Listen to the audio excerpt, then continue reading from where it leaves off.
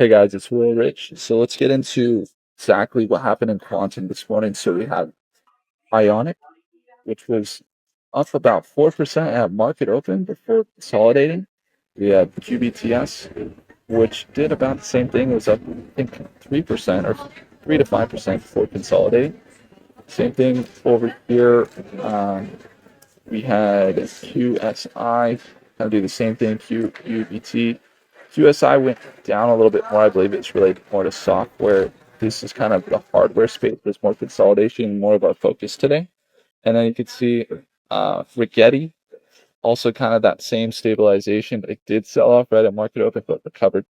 Uh, and so now we see this consolidation. Basically, guys, I'm in the airport right now here in Las Vegas before heading back to California. And if you look here, we just did a video on the full real timeline for the quantum computing and the hype versus the reality. And so if you want to check it out, leave the comment pinned in the comment section down below. And then on top of that, we just went over what we thought might happen in Rigetti today. And we're actually right on the money. We said we're probably going to see some consolidation. What we want to see more than anything is just stabilization of the market. So today we saw the sell-off. This is actually healthy. So take a look here. This type of volatility of swinging 10% and then going down 10%, or the opposite here, selling off and recovering.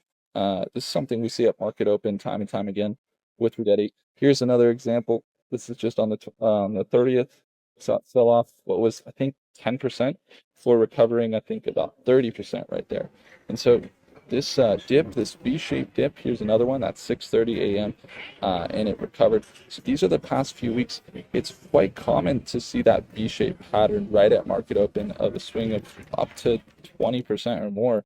And so this morning, we kind of see that same thing. We saw this dip, saw the recovery, and that's actually really healthy. That's what we want to see.